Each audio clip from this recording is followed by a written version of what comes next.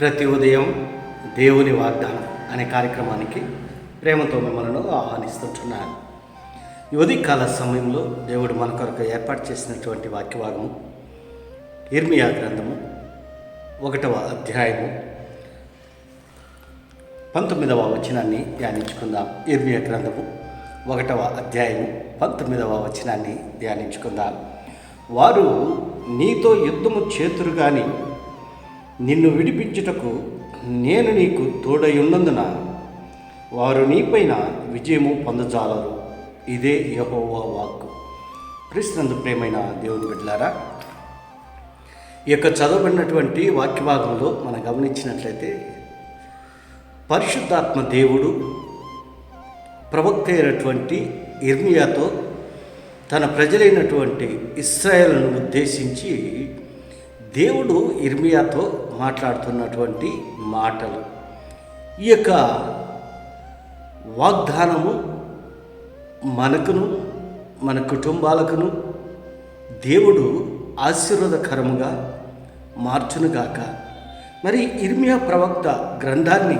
ప్రవక్తను మనం అధ్యయనం చేసినట్లయితే మరి ఇర్మియా ప్రవక్త క్రీస్తు పూర్వము 7వ శతాబ్దము ద్వితీయార్థంలో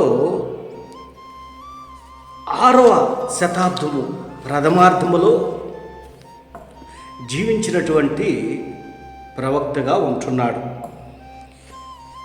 దేశంలో నానాటికి అధికమవుతున్నటువంటి విగ్రహారాధన పాప వినాశనానికి నడిపిస్తుందని ఇర్మియా సుదీర్ఘంగా మరి ప్రవచించినట్లుగా మనం చూస్తూ ఉంటున్నాం. అయినా ఇర్మియా మాటలను ఎవరు లెక్క చేయలేదు. కాబట్టి అతను తన ప్రవచనాలు తన జీవిత కాలంలోనే నెరవేరడం చూశాడు.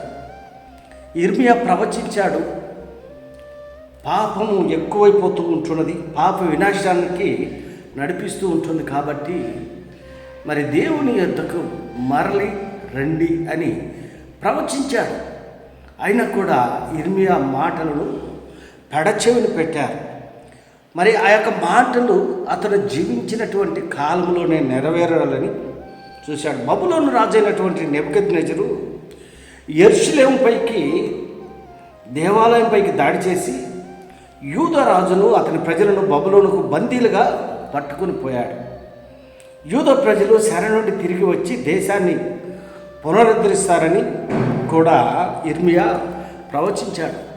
యూదా ప్రజలను మరి యూదా రాజ్యం పైనను దండెత్తాడు, యెరూషలేము పైన దండెత్తి యూదా ప్రజలను బబులోనికి చెర కొనిపోబడ్డారు. మరి ఇన్ని విషయాలను ఇర్మియా ప్రవక్త తన గ్రంథంలో ప్రవచించాడు. యెషయా ప్రవక్త తర్వాత ఇర్మియా పెద్ద ప్రవక్తగా ఉంటున్నాడు. మరి ఈ యొక్క ఇర్మియా గ్రంథాన్ని మనం గమనించినట్లయితే 6 ప్రాముఖ్యమైనటువంటి అంశాలు ఈ యొక్క ఇర్మియా గ్రంథంలో మనం చూస్తూ ఉంటున్నాడు. దేవుడు ఇర్మియాను ప్రవక్తగా ఏర్పరచుకోవడము మొదటి అంశంగా మనం చూస్తుంటున్నాము. మరి హోషేయ, యెహోయాకీను, సిద్కియా రాజుల పాలనలో ఇర్మియా ప్రవచించినట్లుగా మనం చూస్తూ ఉంటున్నాము. ఇర్మియా జీవితంలోనే సంఘటనలను మనం చూస్తూ ఉంటున్నాము. దేశాల గురించి ప్రవచనాలను మనం చూస్తుంటున్నాము. యెరూషలేము యొక్క పతనాన్ని ఈ యొక్క ఇర్మియా గ్రంథంలో మనం చూస్తుంటాం. క్రీస్తునందు ప్రియమైన దేవుని బిడ్డలారా, ఇది క్లుప్తంగా ఇర్మియా యొక్క గ్రంథము కూర్పును మనము చూస్తూ ఉంటున్నాం. ఈ ఉదయకాల సమయంలో మరి దేవుడు మాట్లాడుతున్నటువంటి ఈ యొక్క మాటలు, వారు నీతో యుద్ధం చేతురు కానీ నిన్ను విడిపించుటకు నేను నీకు తోడై ఉన్నాను. ఇది ఒక రకమైనటువంటి వాగ్దానము తన ప్రజలకు దేవుడు ఇస్తూ ఉంటున్నాడు.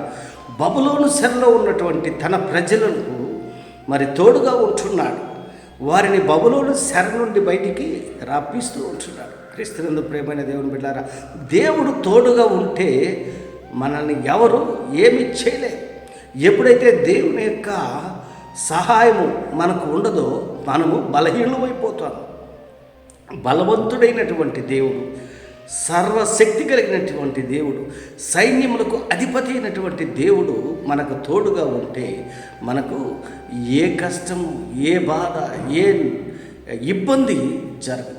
మరి అందుకే దేవుడు తన ప్రజల నిమిత్తము ప్రవక్త ద్వారా ఈ యొక్క మాటలు వారు నీతో యుద్ధం చేస్తారు, కానీ వారు విజయం పొందలేరు. ఎందుకనగా నేను మీకు తోడుగా ఉన్నాను అని దేవుడు వాగ్దానం ఇస్తున్నాడు. అవును ప్రియులారా, దేవుడు మనతో ఉంటే మన సమస్యల నుండి విడుదల, సాతాను బంధకాల నుండి విడుదల, ఆర్థిక ఇబ్బందుల్లో నుండి విడుదల, ప్రతి విషయంలోనూ దేవుడు మనకు తోడుగా ఉంటాడు. దేవుడు మనతో ఎల్లప్పుడూ తోడుగా ఉంటాడు. మరి దేవుడు నీకు నాకు తోడుగా ఉండాలని ఈ కొద్ది మాటల ద్వారా నేను హెచ్చరిక చేస్తుంటున్నాను. దేవుడి యొక్క మాటలను మీకును మీ కుటుంబాలకును ఆశీర్వాదకరముగా దేవుడు మార్చునుగాక. ఆమేన్.